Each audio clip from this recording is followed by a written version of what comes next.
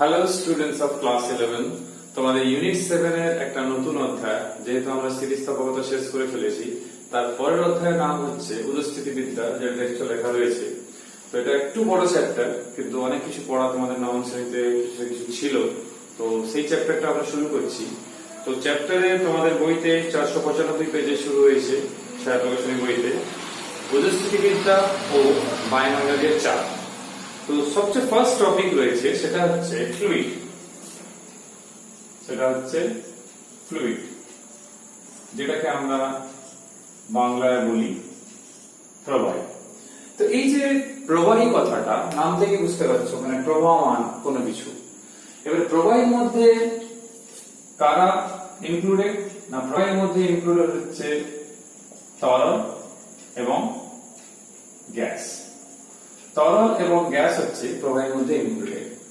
তোমরা দেখবে কঠিন নিজের আকার কিন্তু রক্ষা করতে পারে, তার উপরে যদি কোনো স্পর্শকীয় বল প্রযুক্ত হয় সেটাকে বাধা দেয়। তরল এবং গ্যাস সেই প্রতিরোধ করা তাদের কিন্তু ক্ষমতাটা নেই, অর্থাৎ তাদের উপরে যদি স্পর্শকীয় বল প্রযুক্ত হয় তারা কিন্তু তাকে বাধা দিতে পারে না। এই জন্য সামান্য যদি স্পর্শকীয় বল তাদের উপরে প্রযুক্ত হয় তারা কিন্তু কি হয়? প্রবাহমান হয়। এই জন্য তাদের নাম হচ্ছে প্রবাহী। নিশ্চয়ই বুঝতে পেরেছেন প্রবাহী কেন, এবং প্রবাহীর মধ্যে তরল এবং গ্যাসকে কেন রাখা হয়েছে, কঠিনকে রাখা হয়নি কেন, এটা তোমাদের জানতে হবে। এই চ্যাপ্টারে এই প্রবাহী নিয়ে আলোচনা, ওই জন্য অনেকে একে প্রবাহী গতিবিদ্যাও বলে, হাইড্রোডাইনামিক্স। তো এই ক্ষেত্রে যেটা মাথায় রাখতে হবে, পদার্থবিজ্ঞানের শাখায় যে অংশে আমরা এই স্থির প্রবাহী ধর্ম সংক্রান্ত আলোচনা করি সেটাই হচ্ছে উদস্থিতিবিদ্যা। কি বললাম? স্থির প্রবাহী, স্থির মানে একটা আবদ্ধ বদ্ধ ক্ষেত্রে বলছে, ঠিক আছে, তার ধর্ম সংক্রান্ত আলোচনা। এবার তোমরা সবাই জানো তরল পদার্থ এবং গ্যাসীয় পদার্থের মধ্যে একটা বড় পার্থক্য। তরল পদার্থের কি না, নির্দিষ্ট আকার নেই, ঠিকই, যে পাত্রে রাখছি তার মধ্যে আকার নিয়ে নিচ্ছে, কিন্তু তার একটা নির্দিষ্ট আয়তন রয়েছে। গ্যাসীয় পদার্থের ক্ষেত্রে কিন্তু না নির্দিষ্ট আকার আছে, না নির্দিষ্ট আয়তন আছে। আবার কি, যখন চাপ প্রয়োগ করা হয় তোমরা দেখবে লক্ষ্য করে গ্যাসীয় পদার্থ কিন্তু সংলগ্ন, কিন্তু তরল পদার্থ অসংলগ্ন। যাকে আমরা বলি তরল পদার্থ হচ্ছে ইনকম্প্রেসিবল আর গ্যাসীয় পদার্থ হচ্ছে কম্প্রেসিবল। তোমরা বইতে দেখবে এই কথাটা লেখা রয়েছে, তরল পদার্থ প্রায় অসংলগ্ন এবং গ্যাসীয় পদার্থ হচ্ছে সংলগ্ন। কেন? গ্যাসীয় পদার্থকে সহজে চাপ প্রয়োগ করে সংলগ্নিত করা যায়, কম্প্রেস করা যায়, সেটা অবশ্যই চাপ প্রয়োগ। এইবারে পুরোনো পড়ার একটা নবম শ্রেণী থেকে, সেটা হচ্ছে ডেনসিটি বা ঘনত্ব, যেটাকে ক্যাপিটাল দিয়ে লেখা হয়। তো ডেনসিটি হচ্ছে একক যে কোনো পদার্থের একক আয়তনের ভর, মানে m/v। তোমার বইতেও দেখতে পাবে যে কোনো পদার্থের একক আয়তনের ভরকে ডেনসিটি কিংবা ঘনত্ব বলা হয়। আমরা এটাকে রো দিয়েও লিখি। তো এখান থেকে তোমরা বুঝতে পারছো সংজ্ঞা জানতে হয়, মাত্রা আমরা ইজিলি বের করতে পারবো, আর সিজিএস এর ইউনিট এবং এসআই এর ইউনিট, তো এগুলো তোমরা পড়েছো, আবার একবার বললাম, এগুলো এখানেও কাজে লাগবে। এইখানে মাত্রা জানলে কিন্তু দেখবে বইতে একটা হেডিং দেওয়া রয়েছে ঘনত্বের উপর চাপ ও উষ্ণতার প্রভাব। দেখো কঠিন পদার্থের ক্ষেত্রে এই যে ঘনত্বের উপরে যে চাপের প্রভাব, এটা কিন্তু সেরকম কিছু নেই। ইভিন তোমরা দেখবে তোমাদের বইতে তরলের কথা উল্লেখ করা হয়েছে। কেন? কঠিন এবং তরল দুই পদার্থের ক্ষেত্রে চাপ প্রয়োগ করলে তাদের আয়তনে কিন্তু কোন রকম পরিবর্তন সেরকম হয় না। সেই জন্য কোন কঠিন কিংবা তরল পদার্থের ঘনত্বের কথা উল্লেখ করার সময় চাপের কথা উল্লেখ করার কিন্তু কোনো প্রয়োজনীয়তা নেই। কিন্তু গ্যাসীয় পদার্থের ক্ষেত্রে একটু ভেবে দেখো তো, গ্যাসীয় পদার্থের ক্ষেত্রে চাপ প্রয়োগ করলে আয়তনের পরিবর্তন হয়। তোমরা যদি বয়লের সূত্র দেখো তো সেখানেই তোমরা বুঝতে পারছো চাপের সঙ্গে আয়তনের কেমন সম্পর্ক রয়েছে। তাহলে গ্যাসীয় পদার্থের ক্ষেত্রে কিন্তু চাপের একটা বড় ভূমিকা রয়েছে। তো সেই ক্ষেত্রে আমাদের কোন চাপে সেটা মেজারমেন্ট করছি সেটা কিন্তু আমাদেরকে বলতে হয়। সেই জন্য তোমরা প্রত্যেক বইতে লেখাটা পাবে যে গ্যাসীয় পদার্থের ক্ষেত্রে চাপ উল্লেখ করা কিন্তু জরুরি। এবারে প্রশ্ন হচ্ছে তাহলে উষ্ণতা কিরকম প্রভাব হবে? দেখো উষ্ণতা পরিবর্তন যখন হবে তখন কঠিন তরল গ্যাস, স্পেশালি আমি কঠিন তরলের কথা বলবো, সেখানে সামান্য হলেও কিন্তু আয়তনে পরিবর্তন কিন্তু হয়। সেই জন্য দেখবে সবার একই মানে জলে যখন 4 ডিগ্রি সেলসিয়াস উষ্ণতায় জলের ঘনত্ব সর্বাধিক, 3 ডিগ্রিতে সর্বাধিক নয় কি 5 ডিগ্রিতে সর্বাধিক নয়। তাহলে বুঝতে পারছো উষ্ণতা পরিবর্তন হলে তরলের ক্ষেত্রেও কিন্তু আয়তনে যদি পরিবর্তন হয় সেই জন্য ঘনত্ব কিন্তু পরিবর্তন হয়। গ্যাসের ক্ষেত্রে এই প্রভাবটা আরো বেশি, তোমরা চার্লসের সূত্রতেও দেখেছো ভি এর সঙ্গে ডি এর সম্পর্ক। তো তোমরা বইতে এই লেখাগুলো পাবে, এটা কিন্তু পড়তে হবে, কিন্তু কঠিন এবং তরলের ক্ষেত্রেও কিছু কিছু পদার্থের ক্ষেত্রে কিন্তু উল্লেখ করতে হয়, জলের ক্ষেত্রে তো অবশ্যই। এবার একটা নতুন টপিক কিংবা যার একক সম্বন্ধে তোমরা পড়েছিলে, একটা প্রশ্ন আসতো যে এককবিহীন ভৌত রাশি, তখন কিন্তু আপেক্ষিক গুরুত্বের নাম তোমরা পড়তে। তো সেই আপেক্ষিক গুরুত্ব সম্বন্ধে একটু জানবো, সেটা আমাদের কাজে লাগবে। তো আপেক্ষিক গুরুত্বকে আমরা বলি স্পেসিফিক গ্র্যাভিটি। তারা বইতেও দেখবে লেখা রয়েছে স্পেসিফিক গ্র্যাভিটি। তো স্পেসিফিক গ্র্যাভিটি যেটাকে আমরা বাংলায়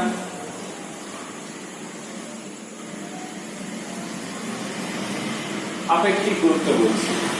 তো নাম থেকে বুঝতে পারছো তারও সাপেক্ষে কিছু পরিমাপ করা হচ্ছে। এরকম কিছু পদার্থ আছে যাদের সাপেক্ষে অন্য পদার্থের ঘনত্ব পরিমাপ করা হয়। ধরো কোনো একটা পদার্থ ফিক্স ধরা হলো প্রমাণ হিসাবে, তার সাপেক্ষে যেরকম ধরো আমরা প্রমাণ বায়ুমণ্ডলের চাপ আমরা 76 সেন্টিমিটার পারস্তম্ভের চাপকে বলি। এবার ধরো আমরা কোনো কঠিন পদার্থের ঘনত্ব বের করব, সেই পদার্থের ঘনত্ব আমরা 4 ডিগ্রি সেলসিয়াস উষ্ণতায় জলের যে ঘনত্ব কিংবা সেই 4 ডিগ্রি সেলসিয়াস উষ্ণতায় সমপরিমাণ জলের যা ভর কিংবা তার আয়তন যে যে সাপেক্ষে বের করছে, তো এই ক্ষেত্রে আমরা জলকে ধরছি প্রমাণ হিসাবে। তো যেহেতু ঘনত্ব আমরা পরিমাপ করছি কোন পদার্থে, ধরো লোহার ঘনত্ব পরিমাপ করা হচ্ছে এই জলের সাপেক্ষে, তাহলে জলকে প্রমাণ হিসাবে ধরে লোহার ঘনত্ব পরিমাপ করা হচ্ছে। তো এই যে পরিমাপ করা হচ্ছে এই জিনিসটাই হচ্ছে আপেক্ষিক গুরুত্ব। অর্থাৎ আপেক্ষিক গুরুত্ব হচ্ছে দুটো বস্তুর ঘনত্বের অনুপাত কিংবা আয়তনের অনুপাত কিংবা ভরের অনুপাত, আমি বলবো এখনই। সেই জন্য এই আপেক্ষিক গুরুত্ব একটা গুরুত্বপূর্ণ জিনিস এবং এর কিন্তু মাত্রা একক কোনোটাই নয়, যেহেতু সমজাতীয় রাশি অনুপাত। তো আপেক্ষিক গুরুত্ব সম্বন্ধে একটু জানতে হবে। আপেক্ষিক গুরুত্ব আমরা বড় হাতে এইচ এস যে রয়েছে, তো বড় হাতে এস অক্ষর দিয়ে প্রকাশ করে থাকি। কিভাবে প্রকাশ করি না, ধরো কোন পদার্থে, ঠিক আছে, ধরো একটা বস্তু ধরি, তাহলে এটা হবে কোন বস্তু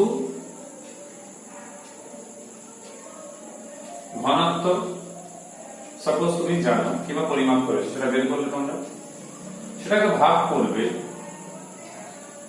যে বস্তুর ঘনত্ব নিলে, ধরো লোহা, এবং 4 ডিগ্রি সেলসিয়াস উষ্ণতায়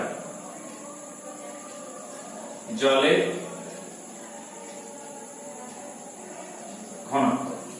এই যে আমি লিখছি, এই যে 4 ডিগ্রি সেলসিয়াস উষ্ণতায় জলের ঘনত্ব, উপরে লিখলাম কোন বস্তুর ঘনত্ব কিংবা বইতে লেখা আছে পদার্থের ঘনত্ব, এটার সংজ্ঞা। কিন্তু সংজ্ঞা 3 ভাবে দেওয়া যায়।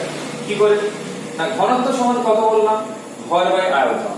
যদি কেউ বলে এই সংজ্ঞাটাকে যে কোন বস্তুর ঘনত্ব বাই 4 ডিগ্রি সেলসিয়াস উষ্ণতায় জলের ঘনত্ব, তাহলে বস্তুর ঘনত্বকে আমি বলতে পারি পদার্থের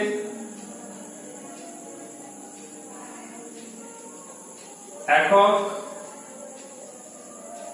আয়তনে ভর বাই 4 ডিগ্রি সেলসিয়াস উষ্ণতায় একক আয়তনে জলের ভর। তাহলে 4 ডিগ্রি সেলসিয়াস উষ্ণতায়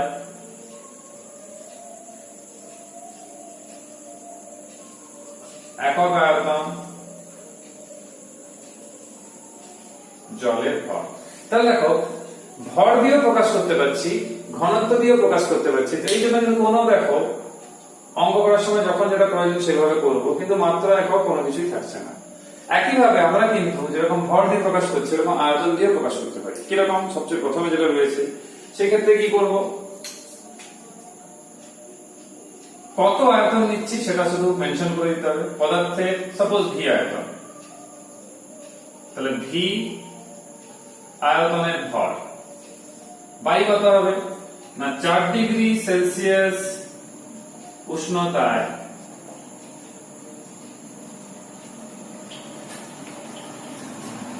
ভি আয়তনে জলের ভর। তোমরা বইতেও লেখা রয়েছে, কোনো অসুবিধা নেই, আমি শুধু ব্যাপারটা বুঝিয়ে দিই।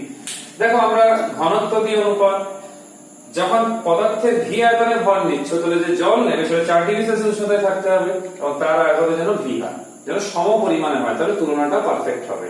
তো এইটা তোমাদের কিন্তু মাথায় রাখতে হবে। যেহেতু এই ঘনত্ব পরিমাপ করা হচ্ছে, তোমরা এখানে দেখবে যে সংজ্ঞাটা বলা হলো, সেখানে দেখতেই পাচ্ছ যে বস্তুর ঘনত্ব আবার জলের সাপেক্ষে যে ঘনত্ব, সবগুলোই দেখো অনুপাত আকারে, এবং যে বস্তুর ঘনত্ব বের করছি সেটা জলের সাপেক্ষে বের করা হয়েছে। কঠিন এবং তরলের ক্ষেত্রে আমরা সাধারণত জলের সাপেক্ষে বের করে থাকি। যেহেতু ঘনত্বটা বের করা হচ্ছে আরেকটা প্রমাণ বস্তু, যেটা ক্ষেত্রে জল, তার সাপেক্ষে বের করা হচ্ছে, যেটা সাধারণত আমরা করে থাকি, ওই জন্য আপেক্ষিক গুরুত্বকে আমরা আপেক্ষিক ঘনত্ব বলে থাকি। তোমরা মাথায় রাখবে আপেক্ষিক গুরুত্ব এবং আপেক্ষিক ঘনত্ব একই, এই জিনিসটাই। গ্যাসের ক্ষেত্রে কিন্তু আমরা জলের সাপেক্ষে পরিমাপ করা হয় না। যখন গ্যাসের ক্ষেত্রে আপেক্ষিক গুরুত্ব বের করা হয়, সেটা করা হয় কিভাবে না, সেটা করা হয় এসটিপি তে হাইড্রোজেনের সাপেক্ষে। অর্থাৎ এটাই থাকবে, নিচে কিন্তু 4 ডিগ্রি সেলসিয়াস উষ্ণতায় থাকবে না, সেটা থাকবে সেই এসটিপি তে স্ট্যান্ডার্ড টেম্পারেচার এন্ড প্রেসারে হাইড্রোজেনের সেই একক আয়তনে যে ভরটা হবে কিংবা ঘনত্ব যা থাকবে, সেটা তোমরা মাথায় রাখবে। আমরা কিন্তু এই ক্ষেত্রে মানে এই চ্যাপ্টারে আমরা কিন্তু তরলের জন্যই আলোচনা করছি মূলত। এবার একটু মাথায় রাখতে হবে যে আপেক্ষিক গুরুত্ব, যেহেতু কোনো একক মাত্রা নেই, তাহলে বুঝতেই পারছো এর মান প্রত্যেকটা সিস্টেমে, সিজিএস হোক, এসআই হোক, এফপিএস হোক, সব সিস্টেমে কিন্তু মান একই থাকবে।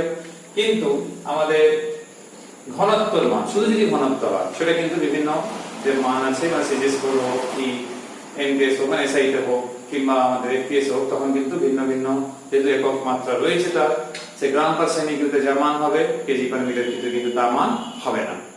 তোমাদের বইতে দেখবে 496 পেজে যেখানে রয়েছে ঘনত্ব ও আপেক্ষিক গুরুত্ব মানের তুলনা। তো তোমরা একটা জিনিস লক্ষ্য করে দেখবে, আমি এখান থেকেই বলতে পারবো যে বস্তুর ঘনত্ব সমান কত না আপেক্ষিক গুরুত্ব অর্থাৎ S ইনটু 4 ডিগ্রি সেলসিয়াস উষ্ণতায় জলে, আমি এখানটা মুছে লিখছি, জলে ঘনত্ব।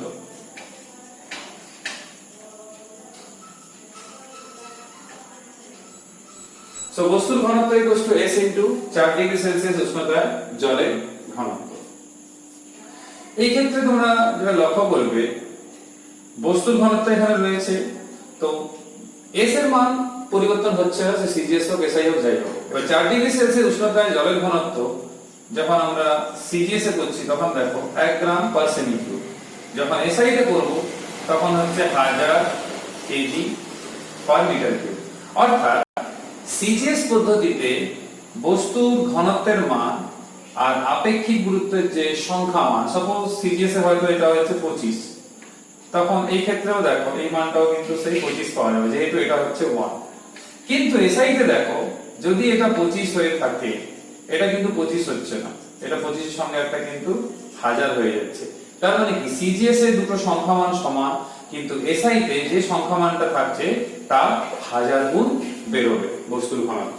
তো এটা মাথায় রাখবে, এটা শর্ট প্রশ্নে খুব কাজে লাগবে।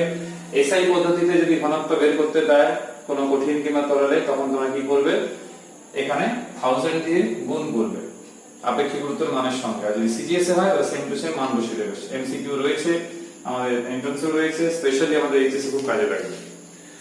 এইবারে যেটা নেক্সট টপিক হচ্ছে আমাদের, সেটা হচ্ছে আপেক্ষিক গুরুত্ব উষ্ণতা সংশোধন। দেখো আমরা এখানে যে থিওরিটা পড়লাম সেটা দেখো, জল কিন্তু 4 ডিগ্রি সেলসিয়াস উষ্ণতায় ঘনত্ব নিতে বলা হয়েছে, কিন্তু আমরা কি করছি, ল্যাবে যখন এক্সপেরিমেন্ট করছি ল্যাবরেটরিতে, তখন জল কিন্তু ঘরের উষ্ণতায় নিতে আমরা বাধ্য, কারণ 4 ডিগ্রি সেলসিয়াস মেইনটেইন করে জলটাকে এক্সপেরিমেন্ট করা স্বাভাবিকভাবে একটা নতুন করে একটা পরিশ্রম হয়ে যাচ্ছে। তো এই জন্য একটা টেম্পারেচার কারেকশন কিন্তু আমাদের কিন্তু করতে হয়। তো সেই টেম্পারেচার কারেকশনটা আমরা কিভাবে করব? সেই টেম্পারেচার কারেকশন করার জন্য আমরা এই ক্ষেত্রে এই একটু সাহায্য নিতে পারি। কিরকম না, যা লেখা রয়েছে সেটাই থাকবে, শুধুমাত্র এইখানে একক আয়তনে ভর ছিল, এটাকে আমরা একটু চেঞ্জ করে নেব, এটা করে নেব আমরা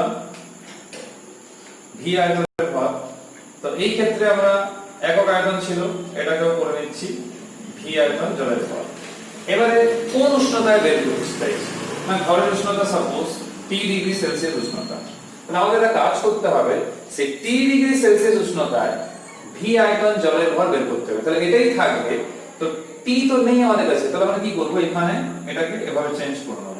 দেখো একদম সহজ, টি ডিগ্রি। তো এটা তো এই সেন্টেন্সটা তো নতুন, এটা তো ছিল না, 4 ডিগ্রি ছিল। তো এটাকে আমি যদি এভাবে লিখি, টি ডিগ্রি সেলসিয়াস উষ্ণতায় ভি আয়তন জলে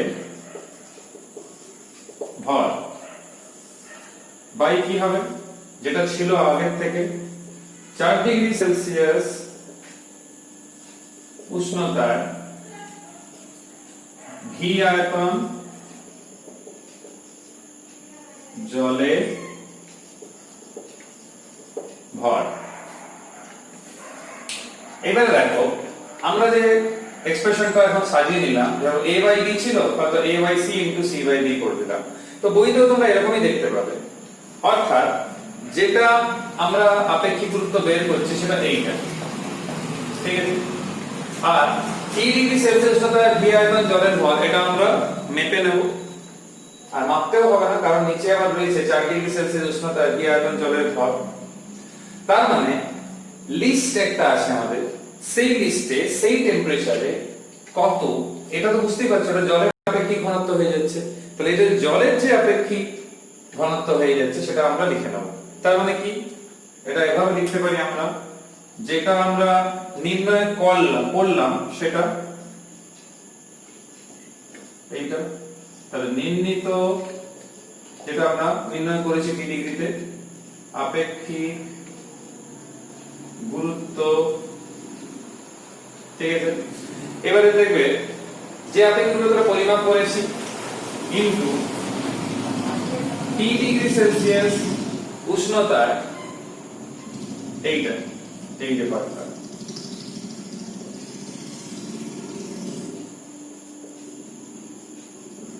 জলে আপেক্ষিক গুরুত্ব। টি ডিগ্রি সেলসিয়াস উষ্ণতায় জলের আপেক্ষিক গুরুত্ব, এটা আমরা ক্যালকুলেশন করে সাপোজ পেয়েছি 28।